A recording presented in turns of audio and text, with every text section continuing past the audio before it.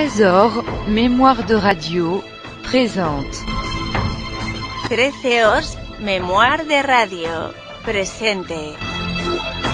13 Os, mémoire de radio, presenta. 13 Os, mémoire de radio, presente.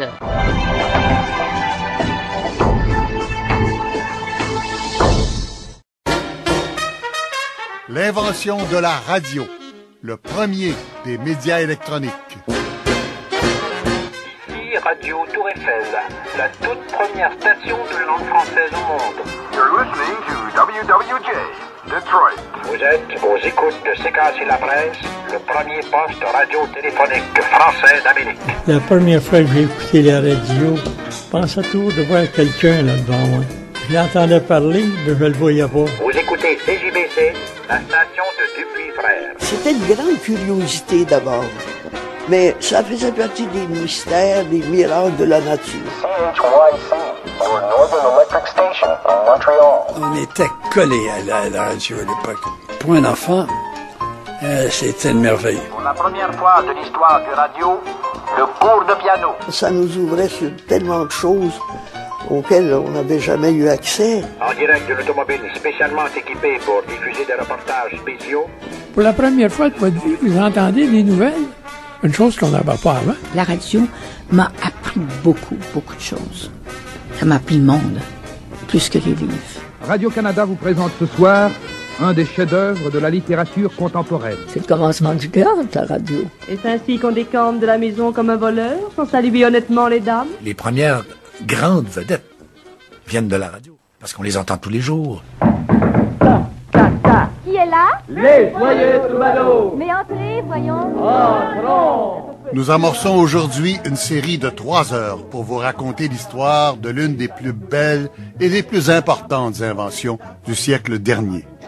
Nous allons vous faire revivre avec des archives et de nombreuses reconstitutions sonores, parce que tout n'était pas enregistré, les premières décennies de la radio, des années 20, quand CKC a inventé la façon de faire de la radio ici, à la mise en onde de notre radio publique par Radio-Canada en 1936.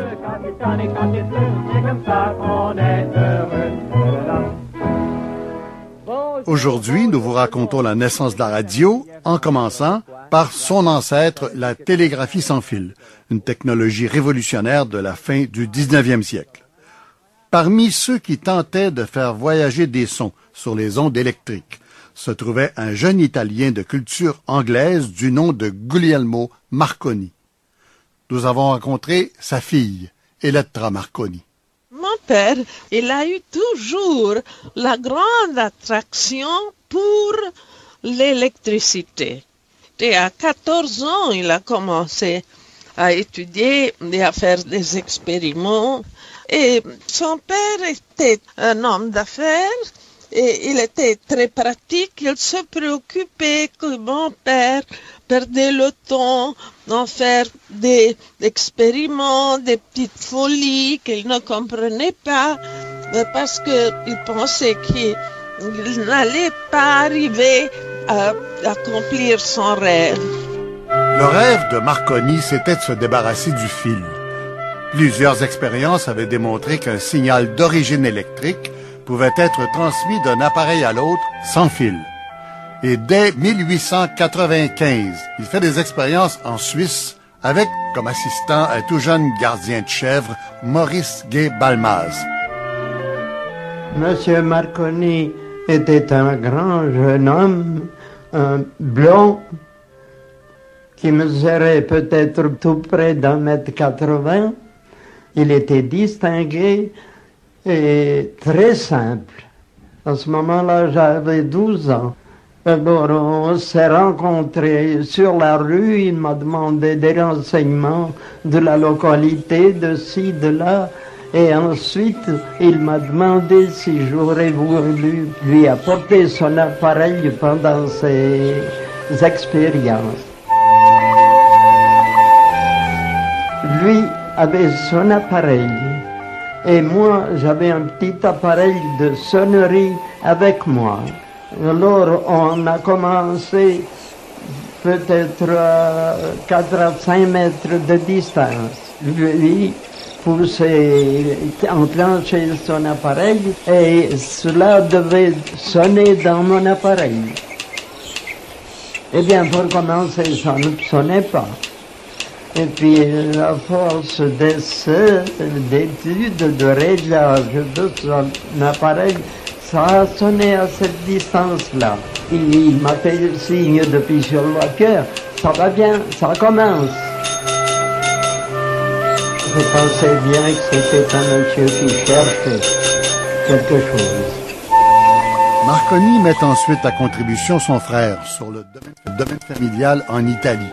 Il veut transmettre cette fois à 400 mètres de l'autre côté d'une colline. Elettra Marconi. Et il a dit à son frère, si toi tu écoutes le signal, donne un coup de fusil de chasse. Et il a réussi parce que le signal est arrivé quand il a envoyé le signal.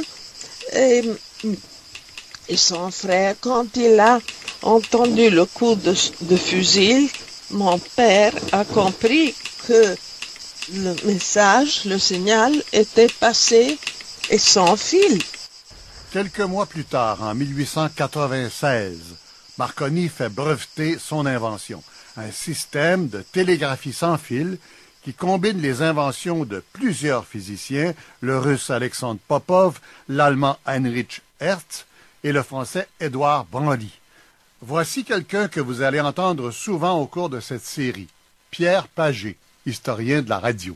Le génie vraiment de Marconi, c'est que il combine l'antenne de Popov, le radioconducteur de Branly, l'éclateur de Hertz, le code Morse. Il combine les choses et lui, ce qui l'intéresse, c'est pas la science pour la science.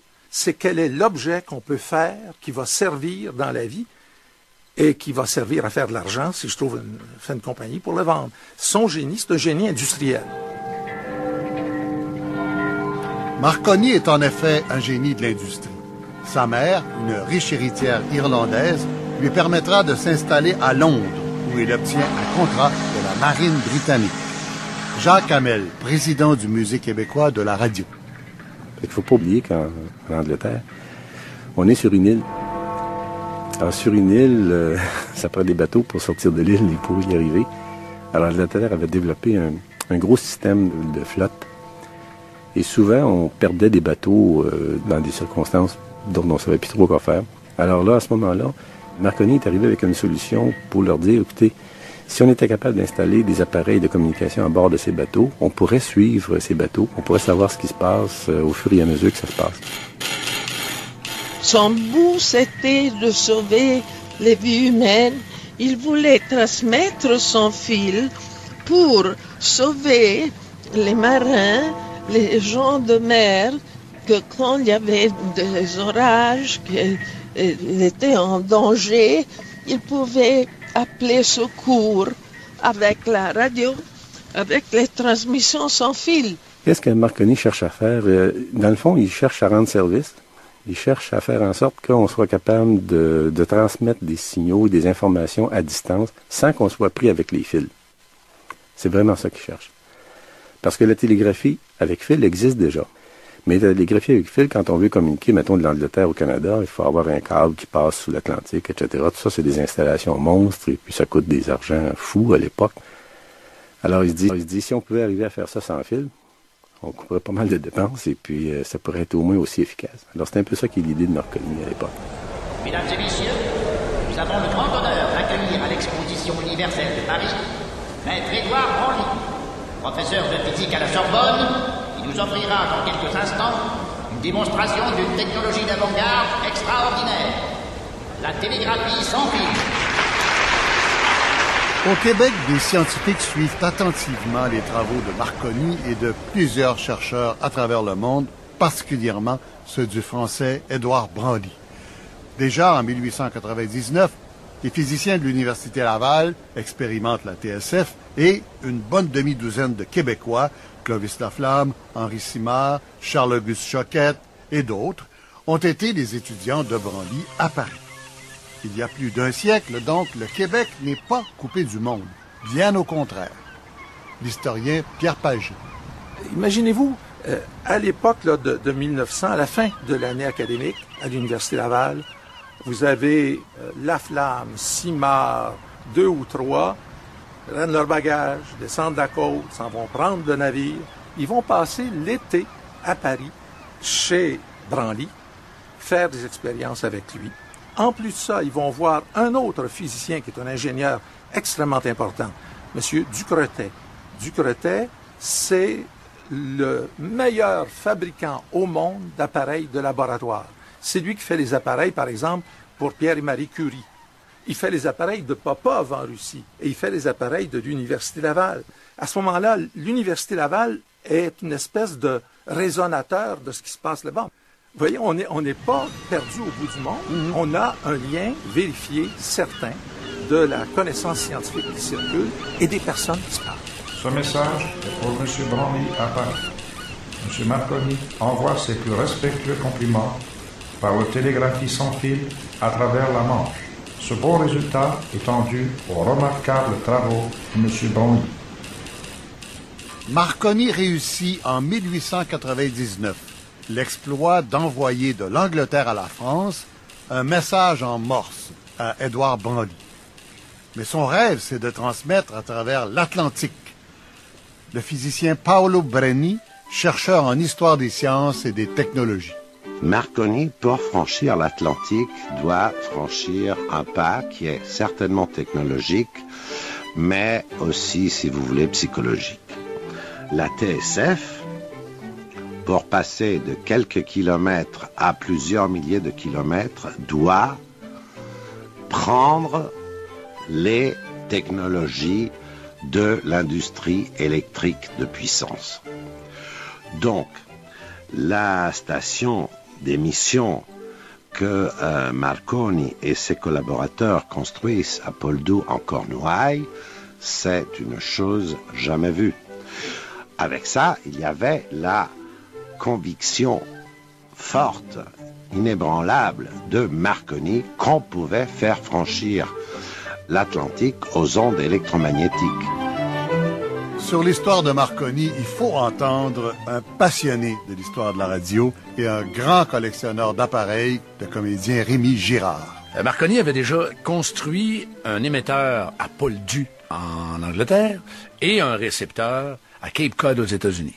Malheureusement, dans le même mois, un orage, une tempête détruit les installations d'Angleterre et une autre détruit les installations de Cape Cod. Elle est obligée de recommencer à zéro. Et c'est là qu'il s'en vient à Saint-Jean, en 1901. Saint-Jean-de-Terre-Neuve, qui est le point géographique le plus oriental de l'Amérique. C'est là où on est le plus proche, si on veut, de l'Irlande et d'Angleterre. Alors, le 12 décembre 1901, la station de Marconi en Angleterre transmet sans arrêt pendant 3 heures, en morse, la lettre S. 3 petits points qui doivent traverser tout un océan. Guglielmo Marconi, lui, est installé avec ses assistants dans un hôpital désaffecté du port de Saint-Jean à Terre-Neuve. Un fil d'antenne de 180 mètres est fixé à un cerf-volant qui vole dans le ciel. Le temps est venteux et glacial. Il y avait du vent, chose qui aussi produisait quelques problèmes avec le cerf-volant et l'antenne. Une antenne qui bougeait à droite et à gauche n'était pas non plus idéale pour la réception. Je ne sais pas exactement combien de personnes, mais ils étaient quelques collaborateurs et ils étaient tous là en train de voir si on pouvait entendre quelque chose. Et on attend, et je pense vers 11 heures comme ça, Marconi et ses collaborateurs entendent plus ou moins distinctement le signal qui arrive de Poldhu. Donc pour la première fois, un signal électrique artificiel créé par l'homme, intelligible, passe l'Atlantique. Et le 12 décembre, on réussit à transmettre d'Angleterre jusqu'à Terre-Neuve la lettre S. Très faiblement. Mais là, c'est une révolution parce qu'on vient de prouver que là, les transmissions à travers le monde sont possibles. Le reste, à partir de ça, c'est une question d'avoir des transmetteurs plus puissants puis des récepteurs plus puissants. Mais l'expérience est concluante. I now felt for the first time absolutely certain. J'étais pour la première fois certain, dira plus tard Marconi, que l'humanité pourrait un jour envoyer des messages sans fil dans les coins les plus reculés de la planète. Sa fille, Elettra Marconi. Je me rappelle qu'il me parlait souvent de ce moment. Et il devenait jeune, ses yeux s'illuminaient. Et c'était une telle émotion pour lui chaque fois qu'il me parlait du moment qu'il a reçu le premier signal à travers l'Atlantique. Parce qu'il avait compris dans ce moment qu'il avait réussi à unir 2 continents et qu'il pouvait réunir toutes les 5 continents. C'était une émotion énorme qu'il a eue dans ce moment. Paolo Brenni. Cet événement a été certainement un exploit, puisque il y avait beaucoup de personnes et même beaucoup aussi d'illustres savants qui pensaient que transmettre à travers l'Atlantique avec les ondes électromagnétiques n'était pas possible. Franchir l'Atlantique pour la première fois, c'était très frappant comme image. Du sort un certain Marconi, qu'avait le concept à Caronie, se décida de lancer dans l'air quelque chose de plus vite que l'éclair. Quand il transmit le premier message, je fus partout d'un tel tapage, qu'on crut que le diable avait parlé à ce savant tireux nommé. Marconi, après ses expériences, devient universellement connu, ça c'est certain. Marconi devient le héros du jour.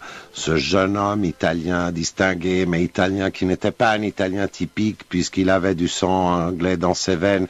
Il était un personnage quand même assez intéressant.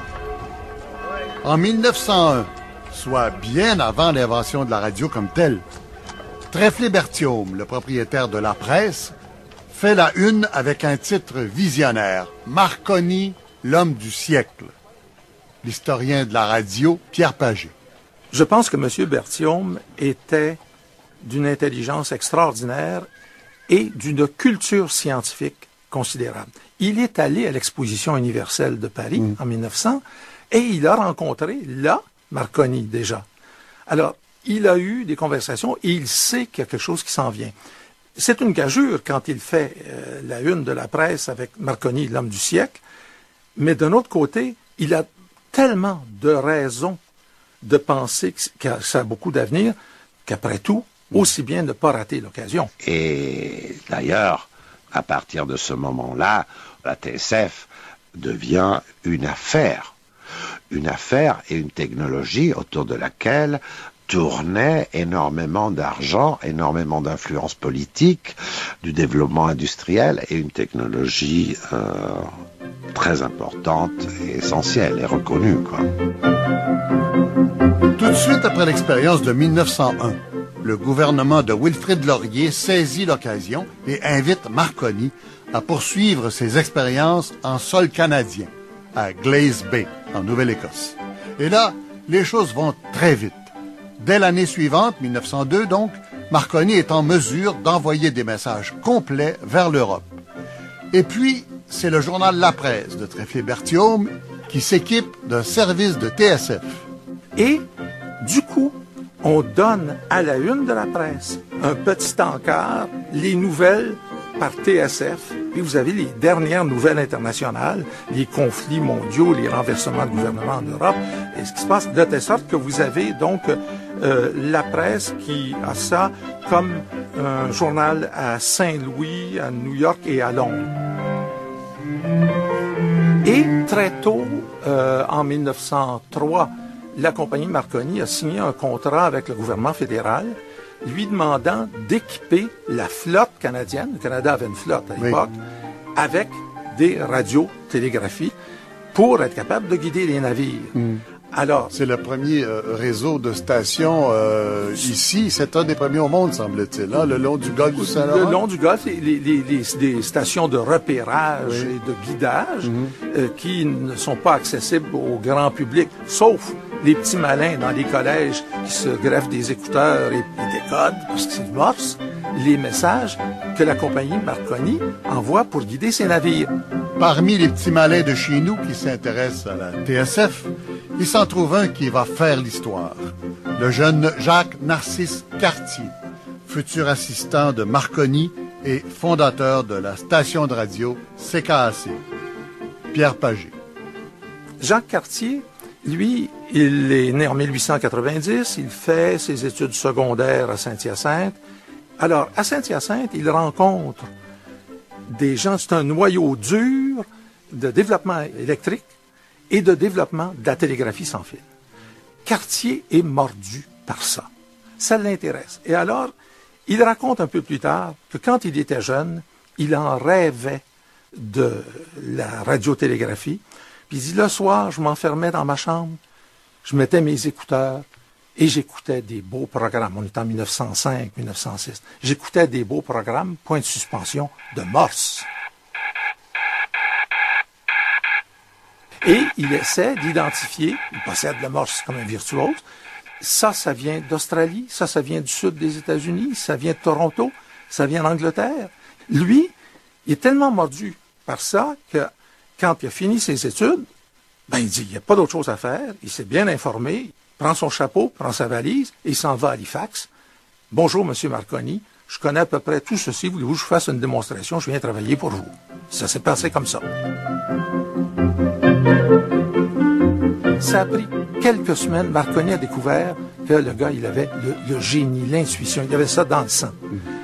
Rapidement, Cartier devient son spécialiste pour tester les systèmes sur les navires qui s'éloignent du port, qui s'en vont à tant de 1000 marins dans l'Atlantique. Au bout d'un an ou deux, Marconi reconnaît dans Cartier son homme de confiance. Dans les journaux anglophones là, de Halifax, de Terre-Neuve aussi, on a des reportages sur l'entreprise de Marconi et des reportages sur Marconi's Jack, qui est Jacques Cartier.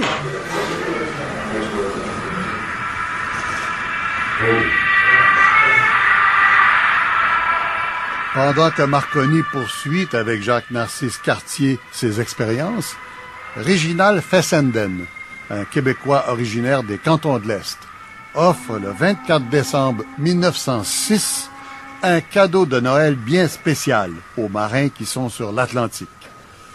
Jacques Hamel, directeur du Musée québécois de la radio, raconte. Alors, lui, il cherche une méthode pour diffuser la voix. C'est vraiment sa préoccupation. Et c'est en 1906. Il a installé des appareils de réception sur des bateaux qui appartiennent à la United Fruits. Et il annonce d'avance qu'il va se passer quelque chose la veille de Noël sur les ondes. Soyez à l'écoute, vous allez entendre quelque chose que vous n'avez jamais entendu de votre vie. Et là, il fait la première émission de radio, vraiment. Il parle sur les ondes, il y a de la musique qui joue sur les ondes, il chante avec sa femme sur les ondes, il joue du violon sur les ondes. Alors, il y a vraiment là une émission radiophonique 1906, la veille de Noël. Alors, ça c'est vraiment la part de Fessenden. Plusieurs ici connaissent les expériences remarquables de Réginald Fessenden, mais à la même époque et en même temps que Fessenden, vous avez d'abord l'ingénieur Lee De Forest, qui a créé des grands radios américains, qui fait ses expériences au même moment.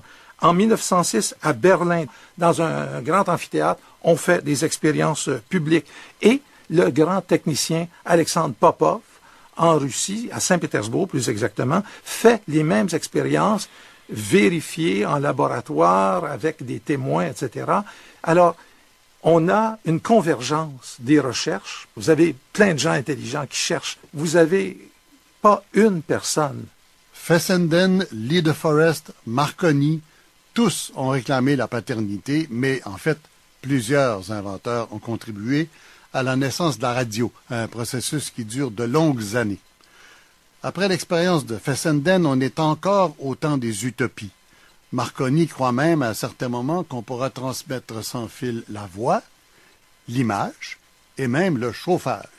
L'historienne Cécile Méadel. Le moment qui est le plus intéressant pour moi, c'est pas un moment, c'est au contraire une période de temps, c'est-à-dire à partir de, disons, 1906, 1907, ce moment où des gens qui sont passionnés par la science, mais qui sont pas forcément des scientifiques, vont commencer à comprendre qu'il y a la possibilité de diffuser à distance des contenus, des messages, des sons, et vont essayer ils vont s'en saisir en développant toute une utopie autour de ces transmissions que je trouve assez belle. C'est-à-dire que ils ont vraiment l'impression que le fait de pouvoir parler à la terre entière va ouvrir vers un monde nouveau, un monde de réconciliation, un monde de paix, un monde de culture, un monde de civilisation.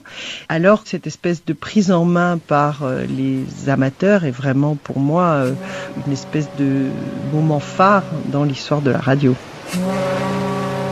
Mais le moment le plus important, le plus symbolique de l'histoire, c'est le naufrage du Titanic. Un peu avant minuit, le 14 avril 1912, le plus gros paquebot du monde frappe un iceberg au large de Terre-Neuve.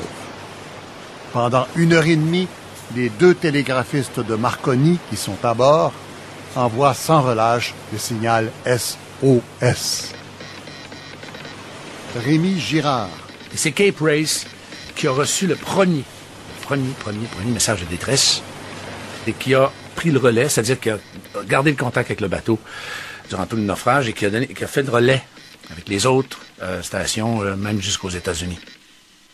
Pierre Pagé. Alors, le signal est lancé, il est capté sur toute la côte américaine, il est capté dans les terres, il est capté par bien du monde, y compris au Québec. Vous avez des gens, par exemple, le docteur Ricard à Grand-Mère l'a capté, des gens de la Pocatière, les gens de Halifax. Il y a aussi un grand navire, le Carpathia, qui, entendant le SOS, vient à la rescousse du Titanic. Plus de 1500 passagers sont déjà disparus dans les eaux froides et noires de l'Atlantique Nord. Mais plus de 800 sont rescapés grâce à la télégraphie sans fil. Et c'est pour ça que du jour au lendemain, Marconi est devenu un héros dans l'esprit de la population parce qu'il a quand même réussi à sauver au-dessus de 800 personnes. Et c'est grâce à cette invention-là qu'il y a 800 personnes qui ont été sauvées. Et là, on commence à comprendre un peu plus l'importance de ce qui s'en vient. La fille de Guglielmo Marconi, Elettra Marconi. Alors, la première chose, elle est allée dans le port de New York quand ceux qui étaient sauvés est arrivé avec le Carpathia. Et quand ils sont descendus et qu'ils ont vu Marconi qui était là à le recevoir, tout le monde voulait l'embrasser. Il était tellement plein de gratitude. Et lui disait à moi et à maman, moi je me rappelle, j'étais petite, que pour lui c'était la plus grande récompense, c'était la reconnaissance de ces personnes qui étaient sauvées par la radio. Jacques Hamel. Il y a eu la radio avant le Titanic et la radio après le Titanic. Dans le sens où est-ce que avant le Titanic, la télégraphie sans fil, c'était l'affaire de spécialistes, c'était l'affaire de gens qui faisaient des expériences, etc. Et à partir de 1912, à partir de ce moment-là, les gens ont su qu'avec la télégraphie, avec la communication radio sans fil, et pas radiophonie, radiotélégraphie, on avait sauvé des vies humaines dans un naufrage important. Et ça a donné comme une espèce de notoriété à la communication qu'on n'avait pas avant ça. Et la TSF, dans l'imagination populaire, la TSF devient un instrument de service public. C'est un instrument de sécurité publique. La première grande guerre éclate 2 ans après le naufrage du Titanic. Et la télégraphie sans fil devient, en Europe, un instrument essentiel de cette guerre. Au Canada, Marconi est la seule compagnie à avoir des permis du gouvernement. Ces ingénieurs peuvent donc continuer d'expérimenter la transmission sans fil, mais à des fins militaires. Mais durant la guerre, non seulement ils ont XWA à Montréal, ils ont XWB, WC, WE, WF, WG, avec des licences de radio pour du développement technologique militaire secret. Ils en ont en Ontario, au Manitoba, en Alberta, puis en Colombie-Britannique. La compagnie devient la grande compagnie militaire de communication pour le Canada. Ce qui fait que tous les gens qui ont chez eux un appareil de TSF interdit d'utilisation, les magasins interdits d'en vendre pendant toute la durée de la guerre.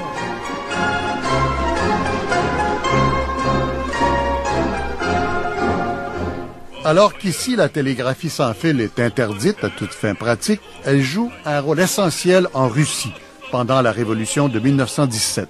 Ce que nous raconte Jean-Jacques Cheval, professeur à l'Université de Bordeaux et fondateur du groupe de recherche et d'études sur la radio.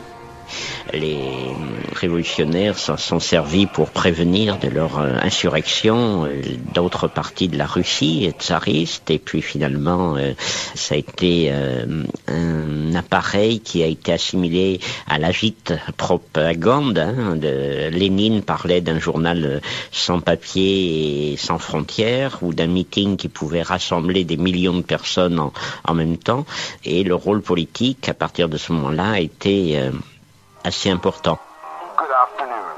I am speaking to you from XWA in Montreal. Here's our broadcast for ships in the Montreal harbor. Let me know if you can hear me. Aussitôt la guerre finie, en 1919, c'est partout au Canada le début des expériences systématiques de diffusion de la voix et de la musique.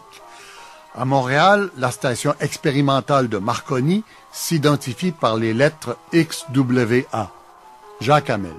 Et qu'est-ce qu'on entend sur les ondes? Ben, on entend des tests. On n'entend pas grand-chose, notamment. C'est pas des émissions avec des grands concerts et puis des reportages et puis des choses comme cela, comme on va connaître dans les années 20, 30 et par la suite. Alors, à l'époque, on fait des tests. On peut émettre un peu de musique, etc., tout ça. Mais même dans les tout débuts, là, quand on essayait de faire une émission, il pouvait arriver que l'animateur dise, bon, ben, je m'excuse, mais il faut que j'aille prendre mon sandwich et puis je vais revenir dans 15 minutes. Alors, il partait, puis bon, les gens n'entendaient plus rien pendant 15 minutes. Puis quand il revenait, bien, il pouvait continuer à faire ses tests. Et puis, bon, est-ce que vous me recevez bien, etc. Si vous me recevez, donnez-moi un coup de téléphone pour que je puisse savoir ce qui se passe. Bon, où est-ce que vous êtes situé. Et tous ces rapports-là étaient faits pour être capable de savoir si ça fonctionnait bien, cette affaire-là. Bonsoir, mesdames, mesdemoiselles et messieurs. C'est l'abbé Georges Désilet, professeur de physique au séminaire de Nicolet, qui vous parle. J'espère que vous nous entendez bien. Si vous nous entendez bien, s'il vous plaît, envoyez-nous une carte ou un mot au séminaire. L'abbé Désilet émettait le dimanche soir en particulier une petite émission de concert sur les ondes. Et c'était diffusé à partir d'un appareil relativement rudimentaire. Là. C'était vraiment une bricole que l'abbé avait construit lui-même. Et ça fonctionnait bien. Il a été entendu, Rivière-du-Loup, Saint-Hyacinthe, le Massachusetts aux États-Unis, différents endroits comme ça. Et les gens, comme c'était l'habitude à l'époque d'ailleurs, puis ça s'est poursuivi pendant un certain nombre d'années, écrivaient par la suite à l'abbé Désilet. Et puis il disait, nous avons entendu tel soir, vous avez joué telle chose avec l'orchestre du séminaire, etc. Vous avez fait jouer tel disque sur les ondes. On a eu une très belle émission, c'est très gentil à vous, on aime beaucoup vos choses, continuez, etc. Alors ça, des témoignages comme ça, il y en a dans le dossier de l'abbé Désilet, il y en a des dizaines. David Sarnoff of WDY, a Radio Corporation of America station. The weather forecast today. Ce que vous entendez, c'est une reconstitution de la voix de David Sarnoff, un jeune émigré russe qui fait lui aussi de la radio à titre expérimental aux États-Unis. C'est lui qui a l'idée géniale d'inventer une petite boîte que tout le monde pourrait, un jour, avoir à la maison. Sarnoff, un ami de Jacques-Narcisse Cartier, avec qui il a fondé une station de radio aux États-Unis, s'apprête à devenir le grand patron de l'empire RCA. C'est quelqu'un qui fascine Rémi Girard. Sarnoff, c'est un visionnaire dans plusieurs sens. D'abord, il nous dit, vers 1915, il nous dit, on va avoir un jour dans la maison une music box. La music box, c'est un appareil. On va avoir juste un bouton à tourner, puis on va pouvoir entendre des concerts, du théâtre, de l'information, des histoires. Il y a déjà prévu ce que la radio moderne va devenir. C'est vraiment quelqu'un qui voit dans la radio le médium moderne et qui va consacrer sa vie à donner à la RCA une impulsion formidable. Ici Radio Tour Eiffel, la toute première station de langue française au monde. La radio est un peu l'argument final qui sauve la Tour Eiffel de la démolition. Jean-Jacques Cheval. La Tour Eiffel va lier son existence à la radio, puisque ce bâtiment qui avait été construit en 1889 lors d'une exposition internationale n'avait pas fonction à être permanente. Et on devait le démonter, la Tour Eiffel, au bout de 30 ans. C'est ce qui était prévu. Alors, au début du XXe siècle, donc, il était programmé de détruire cet édifice. Et, bon, c'était déjà devenu un monument emblématique de Paris. Et elle aurait peut-être été conservée malgré ça. Mais ça a été un motif supplémentaire, effectivement, cette utilisation radiophonique pour conserver le bâtiment. CFCJ, l'événement journal à Québec.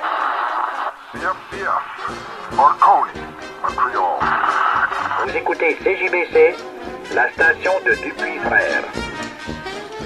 Quand la radio commence à Montréal, en 1922, Pierre Pagé.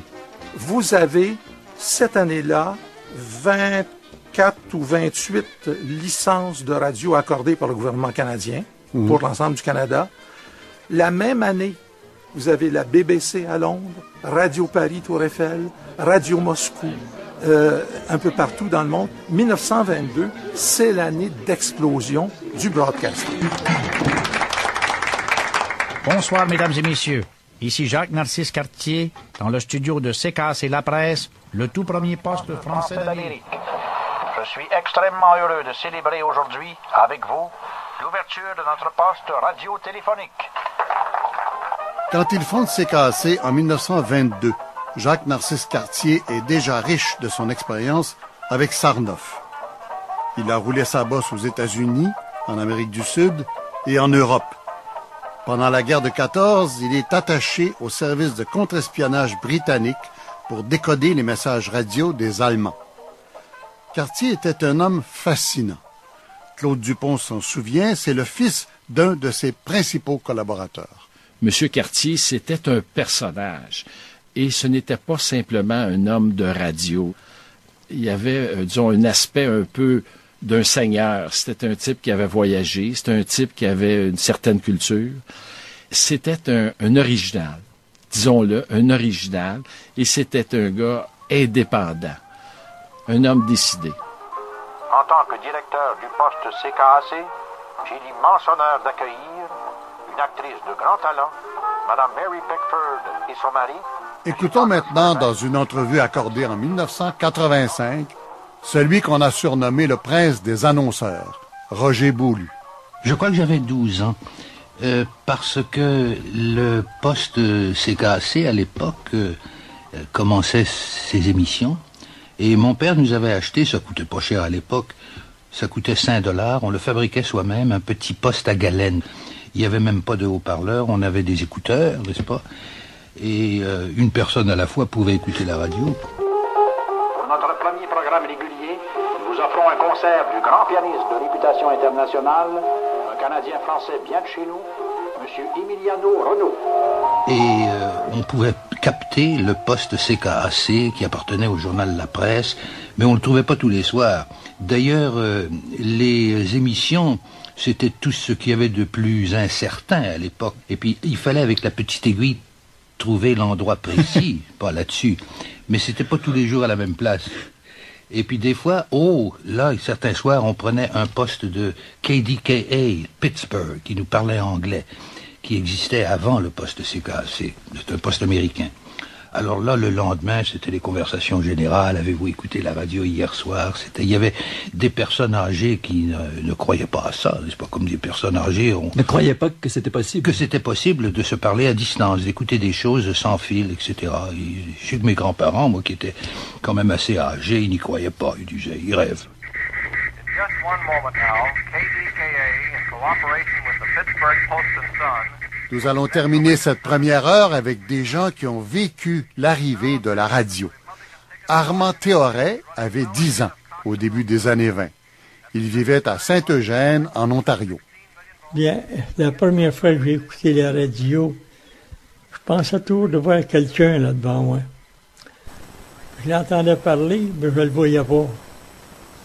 Alors, malgré que mes parents m'avaient dit comment ça fonctionnait, mais je me disais à mon père, même que j'avais aidé à installer l'antenne sur le toit, mais comment la parole fait pour rentrer?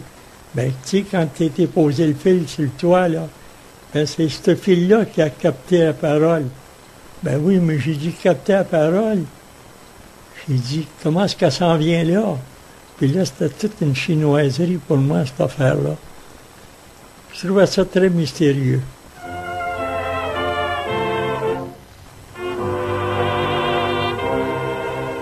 Ben, les gens étaient tout ébahis de ça, hein.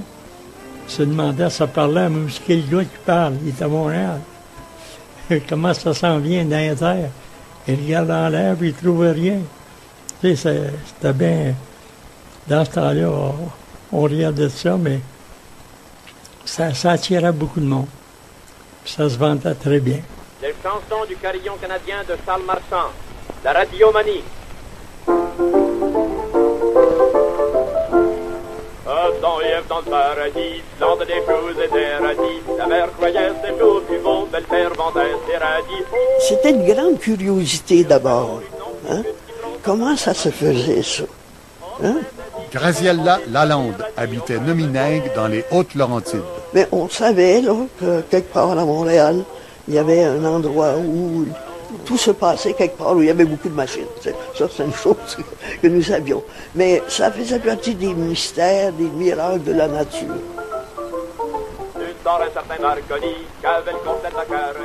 On était collés à la radio à l'époque. Et Roger Blais habitait Québec. Comme on était collés plus tard à la télévision, au tout début de la télévision. Pour un enfant, c'était une merveille. Et je pense que c'était aussi une merveille pour les adultes. Et puis prenez la radio, la merveille de nos jours. Moi je trouve qu'il n'est rien de plus beau, j'en veux toujours. Seulement il arrive certains soirs qu'on n'obtient rien du tout. Juste quand les amis viennent nous voir, là vous manquez votre coup. Ça ne fonctionne pas toujours comme on l'avait prévu. En radio, en amour, on est souvent déçu. J'ai beau tourner le bouton de 0 jusqu'à 100, il ne vient que des sons confus incohérents. Vraiment, ça ouvrait un autre air. C'était tellement différent de tout ce qu'on avait vu avant. Ça nous ouvrait sur tellement de choses auxquelles on n'avait jamais eu accès. La semaine prochaine, dans le 2e épisode de l'invention de la radio. Quand on sortait de l'église, à la grand-messe, les gens restaient sur le parvis longtemps, claquetaient, comme l'on disait, ils aimaient ça. Mais quand est arrivée la radio, c'était le contraire, ça s'est vidé. Les gens s'invitaient, disaient, écoute, on va écouter mon programme, viens vite. Donc, le parvis de l'église, ça s'est vidé. Rendez-vous la semaine prochaine à la même heure pour le 2e épisode de cette série. Si vous voulez en savoir davantage sur l'invention de la radio, allez à radiocanada.ca/l'invention de la radio. Vous pourrez entendre Rémi Girard décrire plusieurs appareils radio de sa collection que vous pourrez voir sur le site. L'idée originale de cette émission, Michel Lacombe et Rémi Girard. Recherche et entrevue, Marie-France Bélanger.